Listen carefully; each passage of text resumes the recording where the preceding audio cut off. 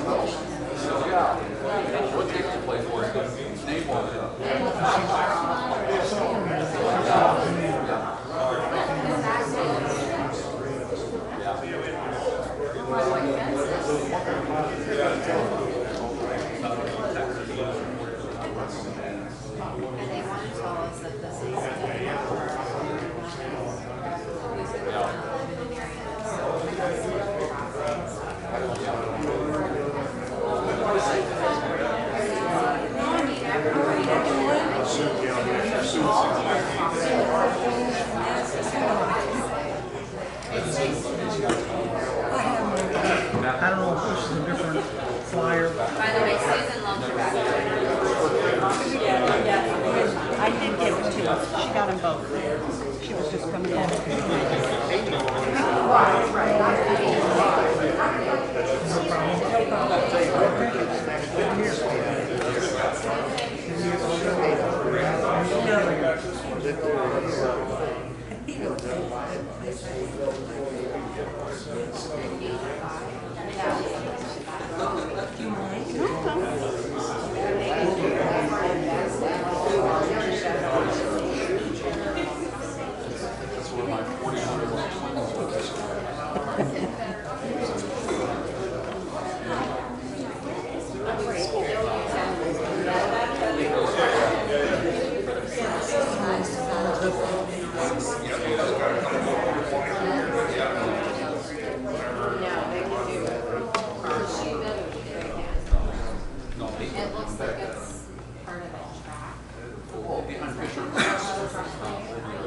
Good evening. My name is Wendorf. I'm the superintendent here at North Canton City Schools, and I want to welcome you tonight. And this is what we call a neighbor meeting with the school, with our neighbors who have adjoining property to one of our two sites, and also Hammond Construction. So the purpose of tonight is to talk about logistics, what you're going to see very soon if you haven't seen already, timeline, and some of the logistics, the rules we'll follow, and those kind of things to answer your questions. I will address a couple things. So tonight is to answer our neighbors' questions, and some of you got an invite. How many of you have property adjacent to ours? Good, thank you. Appreciate you coming to answer your questions. That's the purpose of tonight's meeting. A couple other things I want to address. Charlotte Street property, and we'll start with this. EPA. When we started this project back in 2018, you know, we asked for an income tax and we asked for a building project for K-12. At that time, We got the answer on the income tax. No way. You won't hear us ask again. Message received. We also talked to some of our local EF Huttons, if you will, and talked to them about how to address our facilities and our finances. So their suggestion at that time, which we followed, was do a operating levy, which we passed, took care of our finances, and then we came back in May of 2020 to ask about our facility project as 2 phases. The first phase is a PK5 program, which you see it's passed, we're building it. You see some construction started. That's what we're talking about tonight. The second phase is a 612 program within the middle school and renovations to high school. That's not on the docket, that's not planned, that's not on the books yet. So we'll come back to that at some future point when the board and the administration talks about that.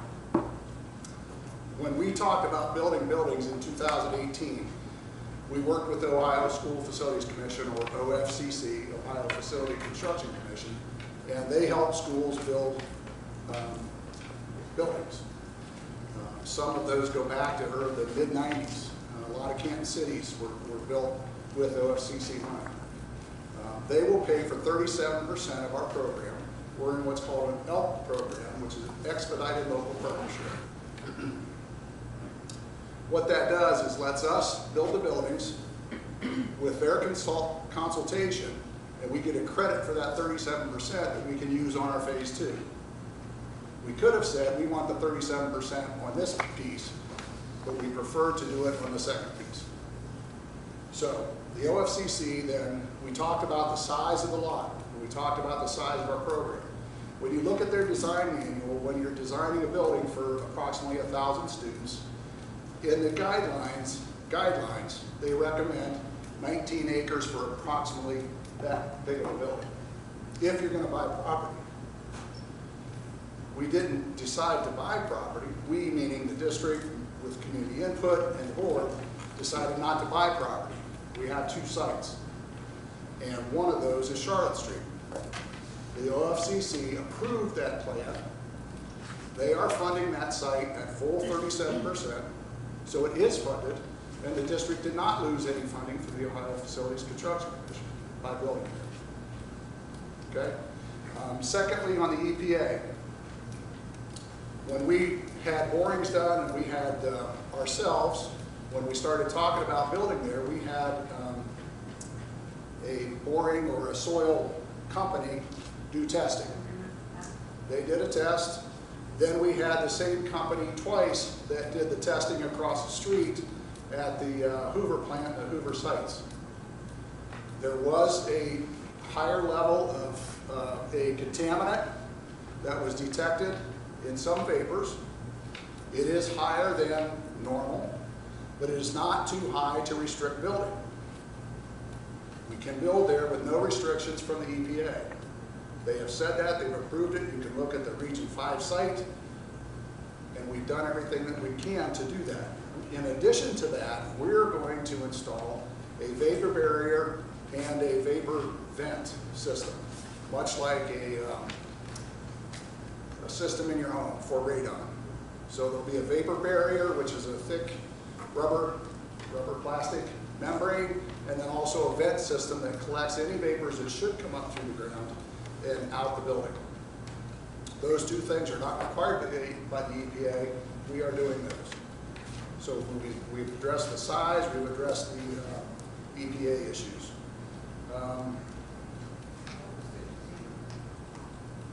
What's that?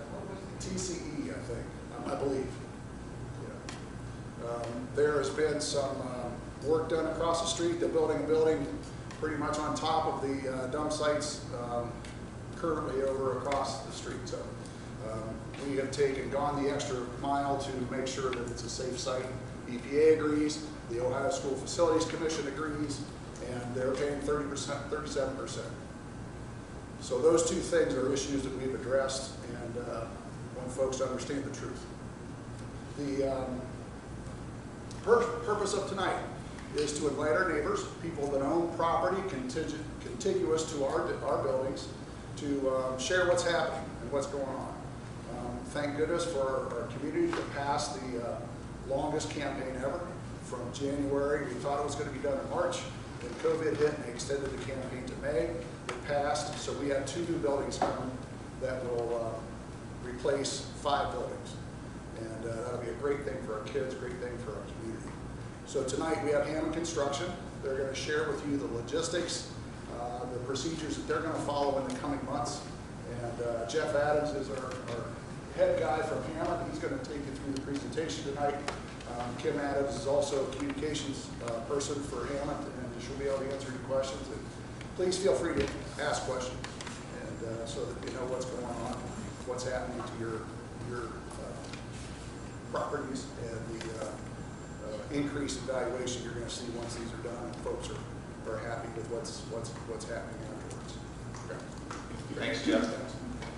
I agree. We're going to build great buildings, and it's going to be a fantastic investment in your community's future. So we're excited about that. We also have Bert Marsley. He's from the design team Soul here today. So we'll let you know that we're here as well. A little bit, we're just going to walk through the phasing. I'm going to introduce myself, tell you a little bit about me. We're going to walk through the logistics. We're going to talk through the construction parameters. We're going to share my contact information with all of you so that you can get in touch with me directly. If there's issues, you're going to get my cell phone number. So that when there's questions, you can call me and we can address them. It's really about just sharing the information with you so that you know what's going on and you feel comfortable. And you know, we have a great project here. And then I'm going to open it up to questions at the end. So first, a little bit about me. I'm a graduate of Bowling Green State University with a degree in construction management. I've been in the business for 21 years, managing commercial construction projects. 18 of those have been spent with Hammond Construction. We're based out of Canton, Ohio. I've been directly involved in the management of over 25 school buildings. I've managed over 3.5 million square feet of school construction. It's really what I've done with my career is manage K-12 projects. I've also done some higher education things, but mostly it's K-12. So I really know it's really been my forte. So the other thing to know about me is I was born and raised in Stark County. You know, I've been involved with the Jackson Local Schools program, the Lake Local Schools program. I live here. You know, my kids compete with your children. You know, it's a great camaraderie. I'm really excited to be involved in this project. It's near and dear to me. So the first thing we're going to talk about is we're going to talk about the Charlotte site. The first thing that happens is we're developing the site so that we can build on it. And what I mean by that is we're going to clear the trees. We're going to fence the property. We're going to create material laydown areas. We're going to create contractor parking areas. You know, all in preparation for building that, bringing that building out of the ground. And this kind of shows you the outlines, so you can see in red where the fence goes. You can see our main access is going to be off of Charlotte and Hillcrest. That's where the bulk of the material deliveries, that's where our contractors are going to park. That's really going to be the traffic zone for this site. You know, the gates are highlighted by yellow. We've also met with local EMS, you know, the fire chief. We've met with the chief building inspector and just talked about the safety and access of the site and how they can gain access to it. The other thing that we're going to do is once we fence the entire property and we build the parking lots, then we're going to prepare the surface for the building. So we're going to strip off the topsoil and we're going to develop that area for foundations. And the idea is that in the spring, we're doing all this preparatory, or the fall, we're doing all this preparatory work, so then when the frost comes out of the ground, typically around April 15th, we can start putting foundations in, we can bring the building out of the ground.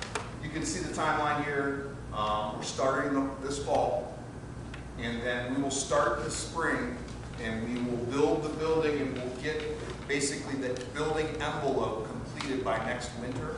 So next November, December, we're going to have a building shell, and then through the winter and into that next summer is when we're going to finish the inside of the building. And then that last summer of '23 is when we're going to bring down the ECC and we're going to develop the rest of the site, finish the parking lots, landscaping, you know, grass, things of that nature. That's really the Charlotte site. We can come back to you if you have questions. This is the final layout. I'm sure you've seen some of this on the website, you know, some bus parking, where the building's orientated, you know, where some of the playgrounds are, where the staff and visitor parking is, you know, where the athletic fields are. You know, this orientates you to, you know. Yep. Can I share one more thing? Another piece of information you'll see in the community is these 4 properties right here. If you'll notice, we have play space for our kids, field space for our kids on the corner of Green and Portage. The North Canton Library parks in our parking lot and have for years. In this particular plan, they have an opportunity to park in this lot after school hours, on weekends, evenings, and all summer. That's our bus drop-off, and that's hard surface playground for kids during the day, and bus pickup. So after school hours, they feel like they need another parking lot for during school hours. Understand that. The North Canton Library Association, not the North Canton Library, has begun to talk about purchasing, if not already purchased, these 4 parcels. This one, I believe, is purchased, this one is purchased, and these 2 lots go together. This piece has not been purchased yet. The North Canton Library Association has purchased those, not the North Canton Library. No tax dollars have been used. What's going to happen then is we will slide our field space to here. The North Canton Library or Library Association will trade that property, the ones they purchased and the ones on the corner, and they will construct a parking lot for school hour use. Okay? So they wanted an opportunity to park during school hours. They purchased those properties in order to trade district space for library space, library parking. Okay? But no taxpayer dollars have been used by the district nor the library to my knowledge. Okay, so that's the parking and those property issues. I believe the city might have talked to some other property owners, but we're only interested currently in those 4 spots so that we can slide field space to trade the library for parking space. Okay. Thanks. Thank you. Again, we can come back to this, and I'm going to run through Clearmount and just talk about that site. It's a very similar setup. Just a couple minor differences. So same idea. Right now what we're doing is we're clearing trees and we're preparing the site. We're setting up a fence, we're setting up contractor parking areas, we're setting up material laydown areas. And the fence, you'll notice, it closes off this egress path that runs out to Maple. And it just it's due to the fact that the building is so close to that road, and running equipment and close proximity to people. We just came up with a plan that was the safest for the construction of that. Really was our goal here. That road after the project will remain, but it's a fire lane only, so there won't be traffic going in and out of that lane after the fence goes up. Right. And we've worked, like I said, the EMS, worked with them. They're going to have access to everything, so in case of emergency, they can pop open the gates and they can run their equipment through there. So, just working with local folks as much as possible. And so what that's forced us to do is we're going to build a temporary parking lot here, and that's for the staff because we were displacing some parking spots. You were already very, very tight on parking in this area. So we've put in a temporary staff lot, and then we can really adjust our drop-off loop rather than coming in off of Clearmount and running out to Maple. We've made it so that you can circle around and leave off of Clearmount as well. Same idea, we're preparing the site, so just a little extension of what I said previously. We're going to strip the topsoil, we're going to remove the trees that are in the building area. We're going to put utilities in, such as like storm structures, storm drainage, sanitary lines, water lines. We're going to run those within 5 foot of the building in preparation for the new then really, Will those be going to Clearmount, or will they be going to Maple? Where will those tie in? the storm structure has a detention basin, which is in the southeast portion of the property, and there's also detention on the north side of the property. So I would say it's 2 locations. It's both. The site kind of splits in half. Some of them goes to Maple, some of it goes south. So. Those are both detention ponds. They're not intended to hold water or be a pond. They just hold it until it can drain appropriately into the storm sewer, so it doesn't overload. Detention is dry because it starts with D, and retention is wet because they're detention ponds. So we'll do that. So where's it coming from? The storm sewers? The storm sewers are, runoff from the parking lots. It's runoff from the roof. It's runoff from the site. It's really just your stormwater drain. It's rainwater, essentially. It's not going to sit. It's not going to sit. Nope. Nope. And we work, the stormwater is managed by local jurisdiction, and they come in and do inspections. We do weekly inspections, and we report on those things and making sure we're protected for the stormwater pollution prevention. We have a program for that. Really, we're going to get a lot of these utilities in preparation for the spring, and that way, I always say about April 15th is when the frost comes out of the ground, and that's really when you're going to see the building come up. And we'll take that whole year to bring the shell up. We'll put the concrete in the ground. It'll be a steel structure, masonry structure. You'll see that come out of the ground through the summer.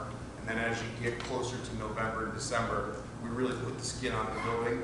And then we work inside for that next, 8 months, I would tell you, the interior finishes. So, and then this just kind of shows you the final setup.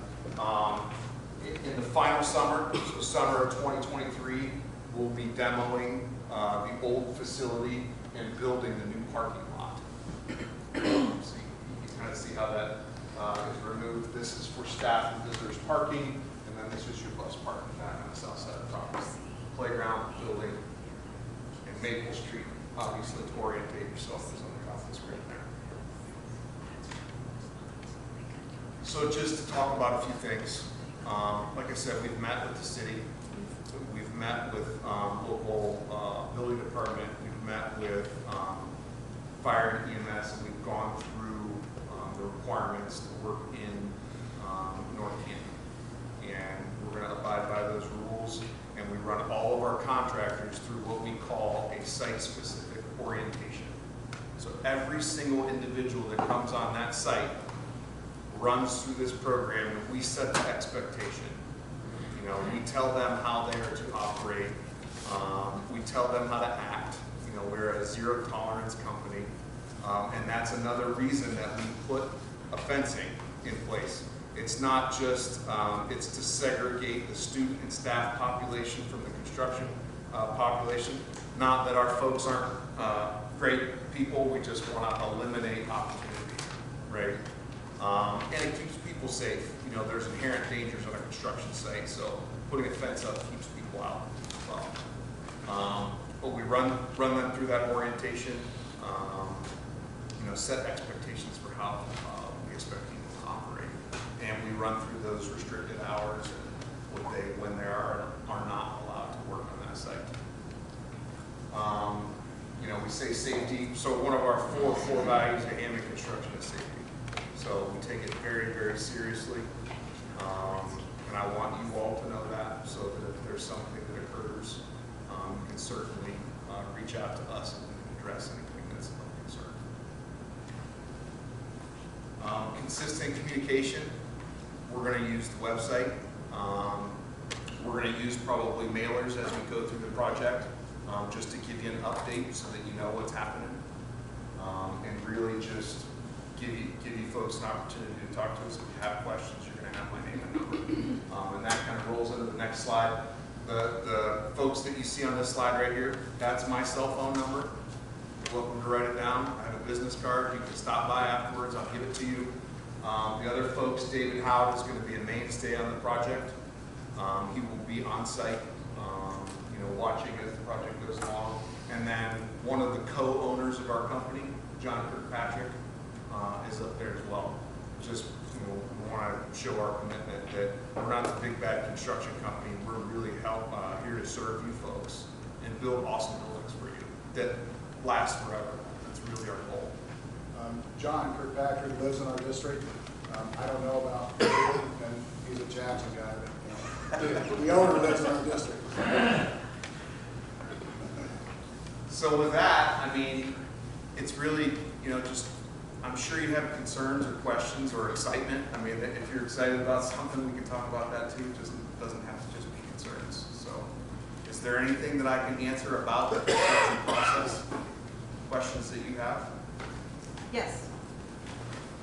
I was wondering, if we go back to the Clearmount slide, Yes, sir. 2 slides back. So buses are going to be coming in off of East Maple, Yes. and that's the only way they get up. too. Yep. So they'll actually stack here. You know, they'll drop off here and they'll stack here, and then they'll circle back to East Maple. Yep. The city has gone through a traffic study, and I believe that there'll be a light at that intersection, freeway intersection, that operates like a timer, so that it only activates during either bus entry or bus exit. So it's not going to be like an added stoplight not far from Clearmount, but it's only going to be activated during those loading and unloading times. Can you show us that for Charlotte? Sure.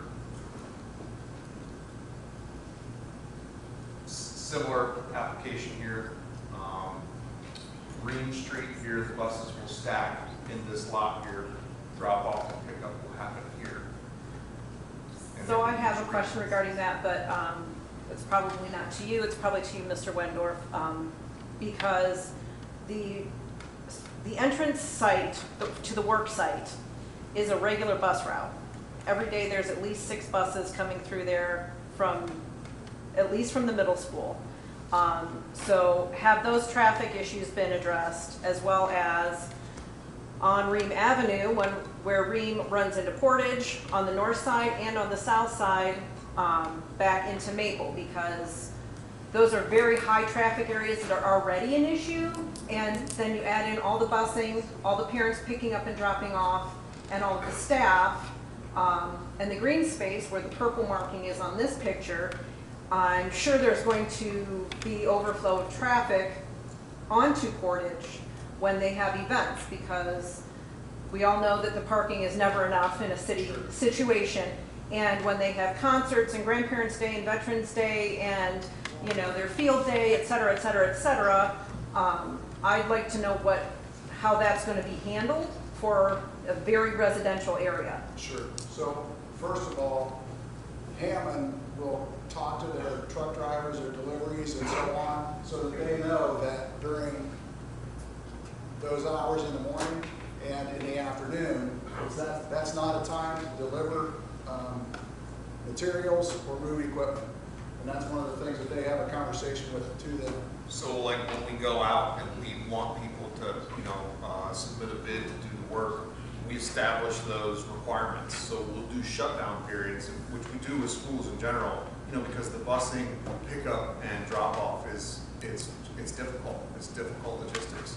And so we do shutdown periods for, you know, 45 minutes on each side of that 15-minute window, right? Gotcha. And so So it's not then, always perfect, but we do a pretty good job of controlling our people. so then I guess, you know, my question, part 2 of that, is once the building is completed, which I know you had said was summer or spring 2023, so obviously there's a few years of fixing those kind of things. How is that traffic going to be handled? So is that handled between Hammond and the city, or is that handled between the school district and the city? Because, Both. okay, Both, and actually through the architects and the engineers. Again, there's been traffic studies done by the city and with, I don't know what you call them, traffic engineers, I guess. And they've done traffic studies, and there's some plans by the city to reline and so on some of Charlotte. And there's some proposals that they have that are going to improve traffic there. They're talking about different cuts at the end of Ream and Charlotte and those kind of things. So yes, engineering and all of the traffic engineers have done their work and have a good plan for that. The city's been very involved in activity down at Green and Portage as well. So Okay. they're well aware. Yeah, 'cause I They didn't mean- want to create a bottleneck down there and those kind of things, and trying to determine, we can't have traffic stacked up on that short stretch of Charlotte out onto Main either. Right. And the city's worked on that and has some solutions for that as well. Okay, because it's already a huge bottleneck from about 3 Oh, to yeah. 6 p.m. Truly believe it'll be better, not only from school traffic, but all traffic. Right, very good, thank you. Is it true that there's going to be a roundabout placed near the Charlotte School? There is a possibility that there's a roundabout, and I believe it's in the plans, and there's a grant being applied for at what would be Portage and Charlotte, further down. Oh, here, yeah, here. Portage and Charlotte. Yeah. Oh, where Where it it forks. lies off. Okay. Yes, Where the Y is. yes. That's only a two-way as Portage or then a would become three-way. two-way all the way through. Allegedly, that I'm a school superintendent, not the road superintendent, but I believe that the plan is currently a roundabout at Portage and Charlotte where the Y is, where it splits. And that Portage then would become two-way. Because currently it's one way for that short Right. section. Where it comes up to. Yeah. They only occupy, so the buildings, both demolitions for Charlotte and the ECC or the Mary Evans building will be as soon as we're done with school in 2023, because we've got to move, kids will go home, we're moving all of our stuff to the new building that gets moved, tear it down, build parking or field space. And so we're in the, and get the rest of the field, the site developed. So, Now with people mixed with, that's gonna add 400 new jobs, so that's Right. gonna increase traffic.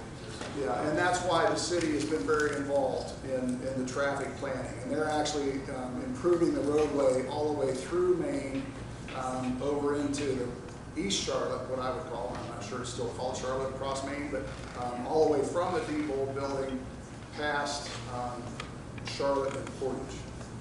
So that's the plan. And a couple of drop turn lanes, trying to do something with the corner of Maine and Charlotte. It's a tight, there should be a drop turn lane if things work out there, but the city's responsible in taking charge of those road improvements. And we're talking with those folks all the time, just so we have a good relationship. I mean, we're focused on the school site and the construction associated with that, but we're gonna be partners with the city of North Canton, just like we're hired by, you folks here. So, Yes, there'll be a 2-lane road with a turn lane in the middle, so 3 lanes. Charlotte. Yes, Charlotte, I believe, yes. I don't have any plans. No, we have some preliminary stuff. Yeah, we just have preliminary stuff. It's still on the drawing boards with the city, so they're working through it. We live right here, so we don't know like if they're gonna try to come our way or if they're gonna go towards the school way, maybe more way. I believe, again, I'm not with the city, I'm not with the traffic engineers. I believe any widening that'll be done will be from Green to Charlotte on the north side. I believe. I don't believe there's any widening much past Green west. Go ahead. On the subject of traffic, on the Clearmount site, is there only going to be one in and out for parent drop off and pick up? Yeah, so parents, just like currently, yes, this is the entrance. They either drive around and drop off and come back out on Clearmount, or they come in and park and walk their kids in. But yeah, in South, and I'm not sure what street this is. Somebody knows. That's Clearmount. That is Clearmount. Clearmount, yeah. Oh, Fairview. So you notice we line up right across from that intersection. So in there and back out at the north. So one way in, one way out.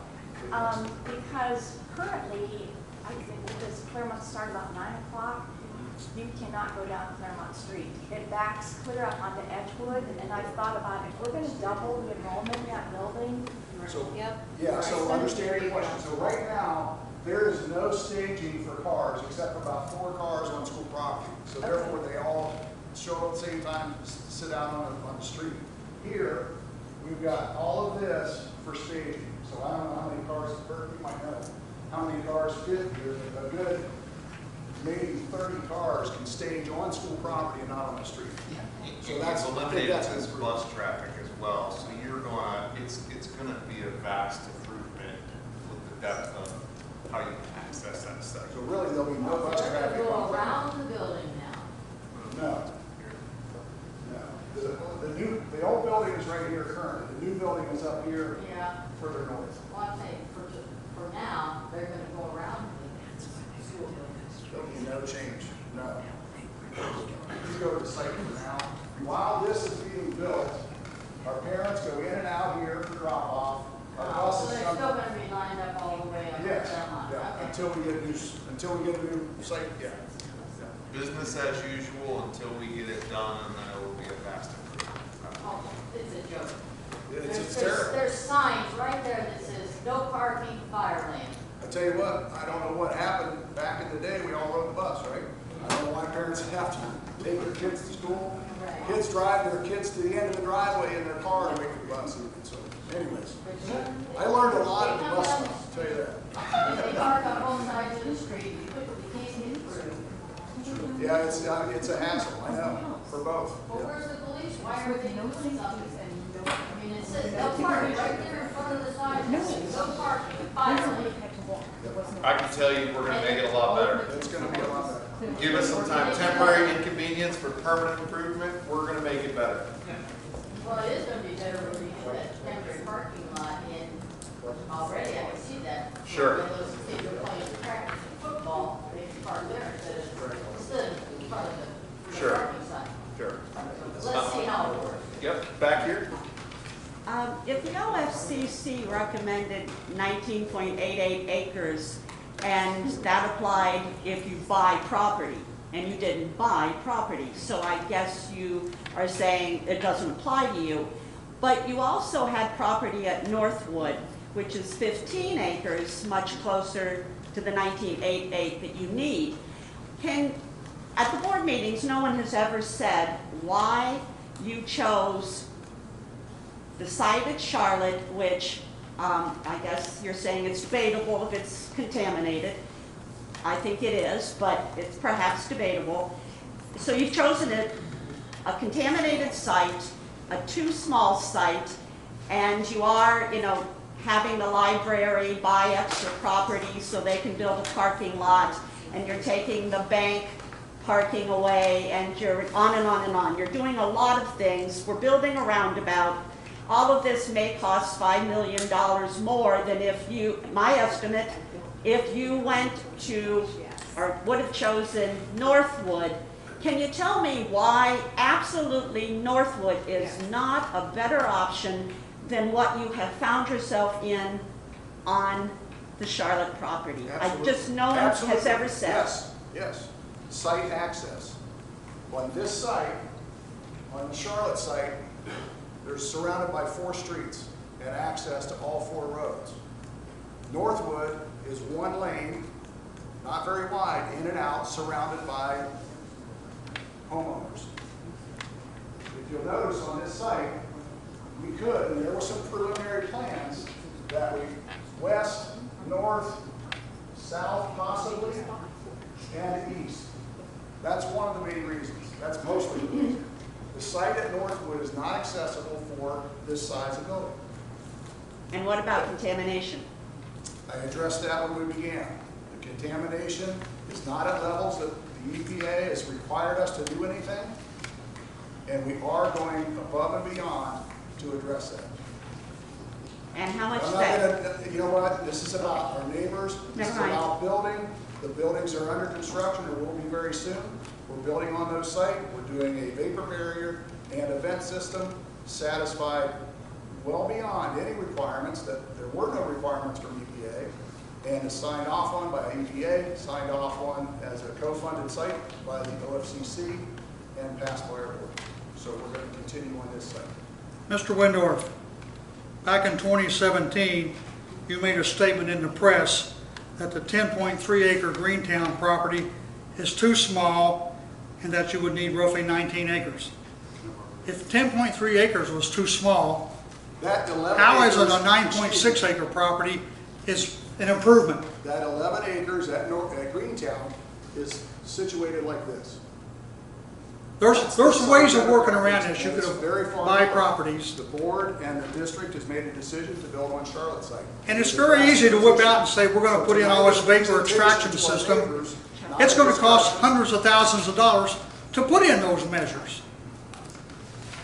Back in 2002, the Stark County Health Department alerted this entire community that there were issues through that entire area.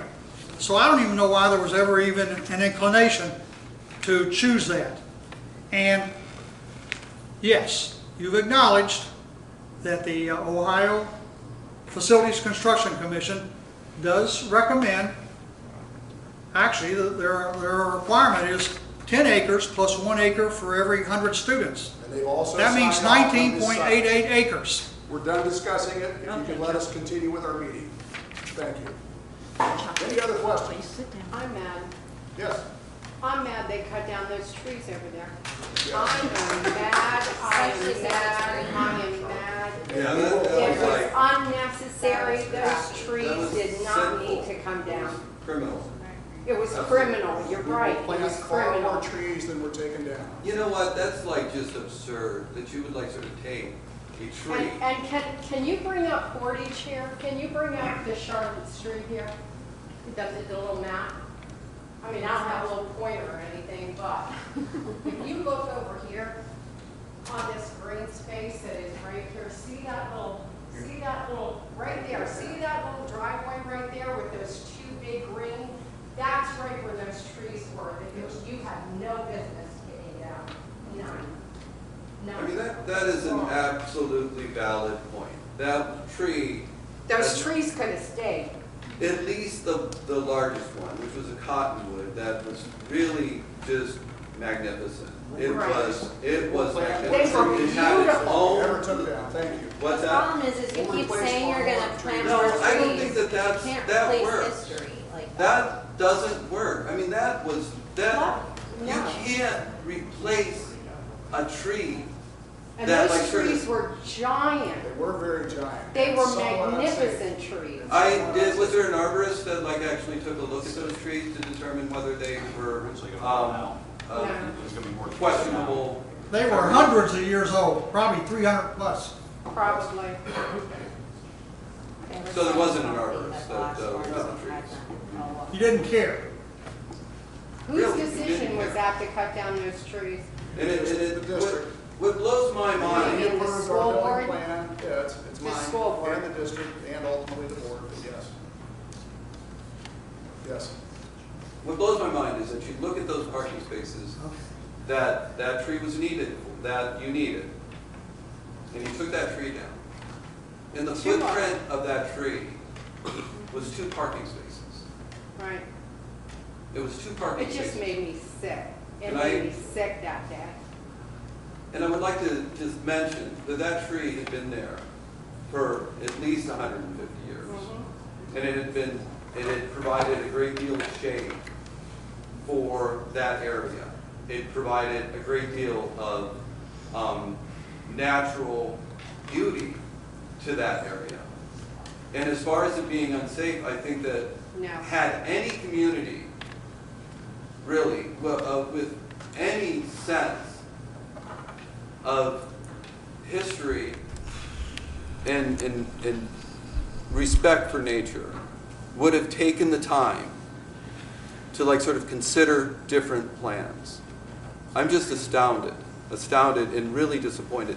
Not only does that make me question, what you guys are thinking and how you approached a project, it makes me wonder, and I was willing to give you guys a pass on this whole contaminated area that you're building this school on, but you also have undermined really the trust that this community had in you to make wise decisions. Everyone around there was unaware of those trees coming down. It was a sneaky, stealth move that the North Canton City School District made to take those trees down. There was no discussion, and it really, just blows my mind that you are part of this community. I'm part of this community. Communication is important. Character counts. All these values that you promote in your school were just betrayed. Very sad. Thanks for your input. Any other questions? Yes. Oh, thanks. If that field was all contaminated, those 10 houses on Portage, wouldn't we have some ill effects ourselves? You would think. Thank you. And then, we've been Remember, there was a there. building where we're building just 8 years ago. We just tore it down 8 years Yeah. ago. And we've been there over 30 years. And we have no health issues. Second, mine's about landscaping. Since my house is going to be smack beside a parking lot, I'm the 5th house. You're taking the 4 down. No, your house will be against the field. Yes. The parking lot will be at the corner. But it's only like a foot away from my window. Is there going to be a fence put up? And there's also fencing that runs the whole length of the property. So is this you? No, We're the 5th. the very end. No, I'm 5th. Yeah, right there. That's me. No. You're right. You were right. The very end. Yeah, I'm right there. Yeah, there may be a construction fence, but I don't believe we'll have a fence in the future. Is there a fence in your backyard? Yes, it runs the whole length. All of our houses have a fence back there, It's and probably to keep balls and yeah. strays So and what things out will of go your- there with the landscape? Is it going to butt up to our backyard? All this. You currently have field space. You'll currently have both what looks like grass and a possible drive in your back. Yeah. A driveway. Yeah. Yeah, it's a drive. So if this is How much- your house, this is the plan for a driveway. Yeah. Driveway. On the other side of the fence. That green is a driveway. No, the green Green is So grass. I said, so there'll be some grass there. Yeah, there's definitely a land, So- yard area between your property and the drive. So all that fencing will come down that's up there now. I don't believe your fencing. Well, Yours will it be connects to left the alone. house with the other 4 houses. It runs the whole length, because we were told years ago that that was a city street back there.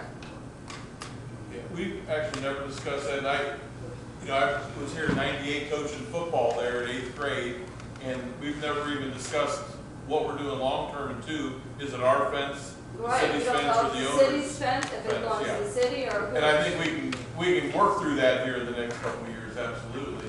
And if they cut down the 4 houses, at minimum, we'll put a post up at the end to maintain integrity, but I guess give us a little bit of time. You certainly know how to find us, Mary. Because the plan reflects just what we know today. We're not There's tearing those one houses down, discussion it's not about part of the I wish you North would, Kansas but City I School agree. program.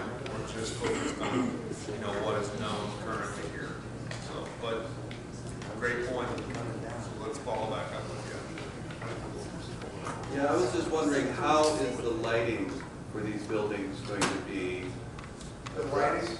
Yeah, so good question, Bert, you might be able to answer this, but the parking lights will be on timers. You can set those on timers. The new LED lights are more down than up. And so I don't know if you've been through any newer parking lots. Some light up the entire city, I know what you're talking about. But others, the newer LED lights are very downward directed. There's hardly any light wash that goes up. What And then about- you can't set them on timers, control them and those things, yeah. Yeah, off on the weekends, off at like 9 or 10 o'clock. And even in this building, it might be off before that. Because remember, this is a PK2. You don't have a lot of evening activities. You don't have a lot of that kind of stuff. The newer technology is pretty impressive, the light wash. What about the ball fields? I mean, are you going to have lights for those? No, I would not anticipate lights on those play spaces. No. Yeah, and there was a photometric study done of this whole site, so all the new lighting, there is no new lighting that spills outside the property lines of the school's property. So you won't have a light close to the property line that would put any light onto your property. Well, it's not so much light. I mean, sure, I don't want to light on my property. I just don't want to be blinded when I walk out by the light leaking underneath the lights. Sure. So that, really becomes kind of a visual. I think you'll be pleased. Way in the back there? You stated on the one slide about restricted hours. What are the plans of the building, construction, grading? Is it like 8 AM, 7 AM? Typically it's 7 to 3:30, those are the typical hours, but any restrictions that the North Canton City ordinance have is what we'll follow. What is the white bounded area there next to the bus That's a parking? potential walking track, much like is at Clearmount currently. Potential, that's not funded right now. I'm sorry? It's not funded right now. We haven't decided whether to put it in or not. That's a piece that the designers put in the drawing to show a potential opportunity for a walking track. I have a question, twofold. With the lighting, will there be security lighting on the property? Yes. Okay, just because, empty parking lots and such in our yard areas are not really, that are black. So what you'll likely see in the designers and engineers, you'll see much like in our buildings, you'll see 90% of the lights go out, but there'll be one for safety and so on. So it won't be pitch black, but there might be an occasional light. Second part to that question, sorry. Go ahead. Regarding the Charlotte site, and I'm assuming this is more to you, Mr. Wendorf, and then it would be partnering with the North Canton Police Department. Charlotte is a high access area, so I'm curious what kind of safety protocols and staff will be on site at beginning and end of schools, as well as its straight access to the highway. And now I hear Diebold is adding jobs. We don't know who those people are, and it can be high traffic. So I know that's probably not hammered out, but that's a huge concern. Well, and part of the new building design is safety pieces, safety concerns. All of our facilities have a foyer, a locked foyer, not necessarily a man trap because you can always get in and back out, but they are accessed by school personnel. You can't get in the second set of doors without being buzzed in, and we have an ID system, so you have to put your driver's license in to gain access. If you're a parent or if you're picking somebody up, you know how we do it now. That's the same current piece. But My concern is we more. also have school resource officers that are on site for our pickup and drop off. Our drivers will all be contained in that area for buses on the right-hand side there on Reed, and that'll be a fenced area. Where is parent pickup on the site? Parent pickup is on this side, so parents will come in off of Hillcrest, come in, move down, lots of on-site staging, and drop along this drive to enter this building. I see. There'll of course be administrators and staff there to help with the K-2 students. Yeah, one way in, one way out. Okay, my concern was more for outside of the building, Right. them getting there and then getting home with the correct people and not Right. That's off to the that's what highway we do somewhere. every day. Yeah. So, okay, thank you. All the way in the back there? Yeah, I'm sorry. I was late, but I'm not sure if you mentioned what they're gonna do with Green. Is it gonna be widened? Is it gonna be one way? Is any part of it gonna be closed?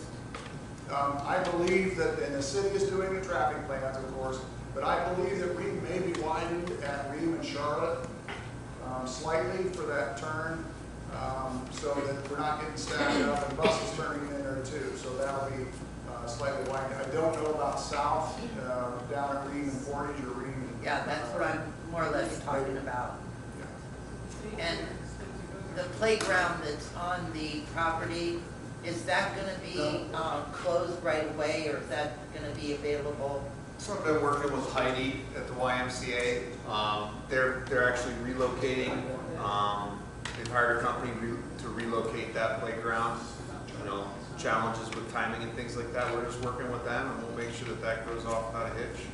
I think they're going to start here at the end of September into early October, relocate that, and we're going to just leave that sit, and they're going to use it until they're ready to move. And the third question is, when are they gonna tear down the actual other building? Is that after the? So the summer of 2023. So Mr. Wendorf kind of commented, like at the end of the school year, getting into the end of May, early June, we'll work with them, give them a few weeks to move out. That's a pretty tedious process when you have a bunch of materials and furniture and things like that in the building, a couple week window, and then we begin the removal process of that facility. We'll have that down so that we can operate properly come the start of the school year in fall 23. And are they gonna let the neighborhood know when that date would be? Sure. Yep, we can absolutely do that. Those are all very controlled. Yeah, very quick. So they'll go in maybe in Christmas break and spring break and do some of the interior things they can do while the kids aren't in there, and then really get after it and do all the wiring and some things you can't just throw in a dump. They'll take that stuff. And what are they gonna do with that part of the property? So you can see here, Where the there's some school is ball right fields now. eventually. That's earmarked for that space. I can show you on the board when we're done. I can show you exactly where it's at. But that's going to become field space for us until the library purchases the rest of the property and buys that from us and essentially trades us property for that library parking lot on the corner of Greentown. So eventually it will become parking lot?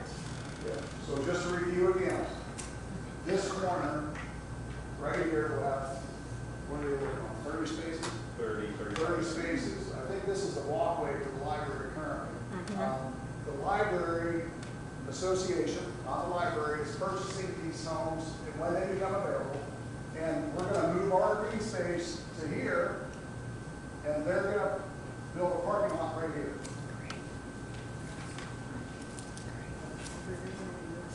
Will there be trees planted along that parking lot and the road and Portage? Far more trees on this entire site than would take it down. Far more. Don't get me started on that. Far more trees to put in than would take it down. Quick question, and I'm not saying this for debate. You guys have made it quite clear how you stand on the tree topic. I was one of the people that was terribly disheartened. I'm sure you're privy to the wackos that were protesting the tree removal in Bitzer Park. It's clear that a lot of people in our community, we love our community because of the trees, because of the beauty. It used to be called the And Tree City, right, and I'm not at all trying to pick a fight here, but what I'm saying, whatever you do with it, you cannot replace history. You cannot replace those trees with Cleveland pear trees that grow so many feet high. So it might have been the gentleman that left to talk about Cottonwood and the potential of having, which are extremely messy. I've lived where I lived for 15 years, and those trees are gorgeous. They've never been dirtier than our maple tree. I'm not bringing this up to cause it anymore. They're gone. I'm not saying this to argue with you. I'm just saying this because he had the nerve to talk to you, and I feel he was talked over, and I thought it was disrespectful, and some people were smirking and laughing at him. This is our community, and if you're going to have an open floor, I feel like you need to let people speak without smirks and without talking over us. With that said, thank you for letting me say that. My only real question is, and I know that this isn't your guys' area, I have no doubt the schools will be beautiful. I have no doubt at all. That I think most of the people that are here, I don't mean to speak for everyone, but I have a feeling anybody that's here for the Charlotte school, our main concern is the congestion and the traffic. Our areas are not, from the time that we moved into our property on Portage, for instance, we have noticed considerable growth in traffic up Portage, up the dead end of Portage. We've noticed speeding up Portage. We've noticed, I mean, if I had kids, I don't even let my cats out of the house because I'm afraid they're going to end up dead on Portage. And much less have all these extra children and all of these extra cars. And you know, I live, the middle school is not far from us, and I see what a cluster that is anytime there's pickup or drop off. Lots of And kids so, coming and going, and 15-minute period, yes. So like what, well, it's not really 15 minutes. There's people that show up half an hour to 40 minutes before their kids leave that school. So my main question is, I know that that's not your area per se, and that's not the construction area. Will there be some sort of a meeting where I almost feel like the city should have shown up tonight as well, because that's what a lot of our questions are. I wish they would have shown up and taken that off of your plate. But do you think that there will be a meeting in conjunction with the school division? I'd be happy to. I can't speak for the city, but I'd be happy to. I do believe, as Jeff mentioned, I do believe that traffic will be better, even with that number of students. We had 1,000 students on that site not too many years ago. But our traffic has changed a lot since that point. So that's not, that's a moot point. Students on that site not that long ago. But yes, I agree. I think it would be beneficial for a lot of us that are concerned about that aspect. And as they work through their planning, and they're working on funding for that now. Thank you. So, Yeah, I think that's great feedback. I mean, we're working closely with them, so we'll reach out to them, we'll talk to them. We have Maybe no set up doubt a- again that the schools will be beautiful. It's mainly the traffic. I guarantee it, we're gonna make it that way. They're gonna be great The buildings. traffic in that area is already a nightmare, so. So just to talk about that a little bit, I mean, you've seen traffic studies done before, right? You've seen the black lines that they lay on the pavement, and they run it for a period of time so that they can assess, evaluate how many cars, how many trucks are passing that spot during a given period of time. And that allows a more qualified person than myself, who's an engineer, traffic study engineer, to provide the best recommendations possible to make it flow properly. And that's, you know, a result of, you know, how we've come to be with our design. Is that fairly accurate? So it's not haphazard. It's very calculated on how we approach those things. So I believe at the end of the day, it will be an improvement. And from what I've seen from the city and their improvements and their traffic study, I believe it will be an improvement, but I think we could probably educate you better on the process. I think that's a very valid feedback. I have the traffic plans that the city's working with. If anybody wants them, I can email them to you. They plan various islands, concrete islands down the middle of Charlotte. There is no way you're going to have traffic moving very well through this area. And I fear for all the neighborhood homes in the area. People are going to be running all through the neighborhoods trying to figure out how to get in and out. It's going to be a mess. Traffic islands in Charlotte. Pardon me? I have not seen traffic islands in Charlotte. I hope. I've got the plans. I can email them to you. Those might be painted. They're not painted. They're all sketched out. I think the best way to handle that is we'll reach out to the city. I think that'd be I think great. we'll educate everyone on Thank what's you. actually there. About the traffic study thing, have they already been done? Is that what you're saying, that they've already been done? Because I drive down Charlotte about 15 times a day, and I've never seen anything, so when was that done? I never have either. They've already been. They were probably, I would guess March-ish, February, March, maybe. So It was when during things were school starting, time. We didn't do it during summer. Yeah. It was during school. Yeah, it was a while back. It was last spring. And we were in school and during this, and that's one of the things that they do. They don't do it at midnight, they don't do it in the summer, they do it during normal school patterns and business day patterns and those things. The city has estimated 2.8 million, and 1 million of that's for that silly roundabout. I guess I'm that's another reason why I was hoping maybe the city that handles the traffic. I have a friend that drives school bus, and she said roundabouts and school buses in that much of a congested area of that many school buses may not be, I don't know, Mary, maybe you have. I can tell you, I know where it has worked. No, it wasn't you. I just thought maybe you had. Yes, thank you. Do you anticipate any disruption or interruption of utility services in either of the projects? I don't believe so. No, we have to tie into the utilities. So an example is on the Charlotte site, a lot of utilities are in Charlotte Street. So there will be redirection of traffic when we do those activities, but you will not see a shutdown of. How about Clearmount? No, very similar at Clearmount. The water comes in off of Clearmount Street, sanitary, and some of the storm ties into East Maple. You will not see shutdown operations for your utility services. So the good thing is we currently have utilities on site. They're already there, so we don't need to do any street work or anything to get them on site.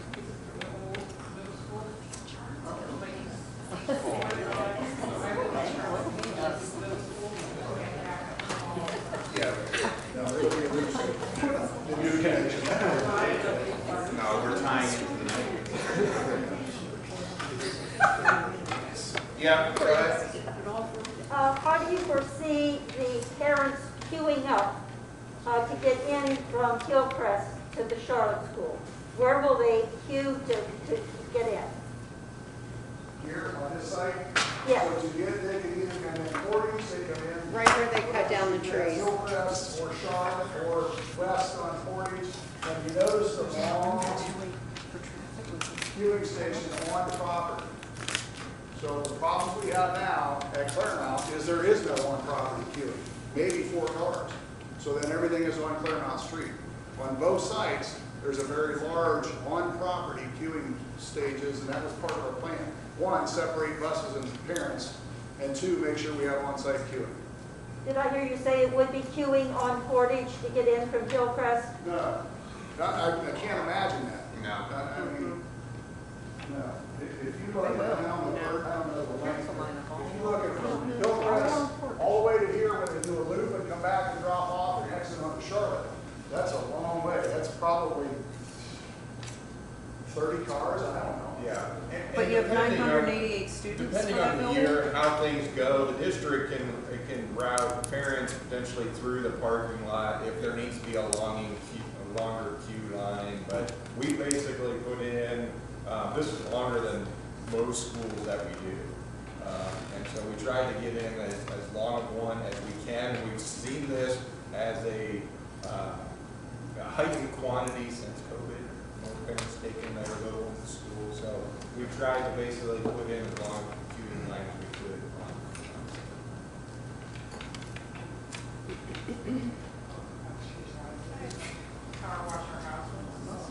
Yes.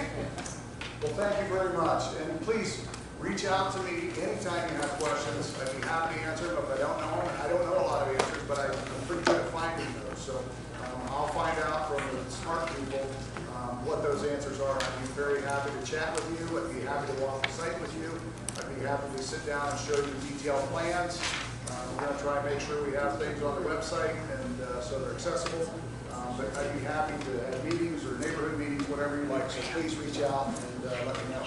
Is there any chance when you do talk to the city about the traffic thing, is there any chance that people that put their emails on the sheets might be notified that way, that there could be a meeting? Yeah, I think we could do that. Yeah, we'll do announcements and include this certainly to our parents and our Light and Vision, the newspaper that goes all residents and so on. So yeah, try to do a little social media and all that stuff. So, yeah.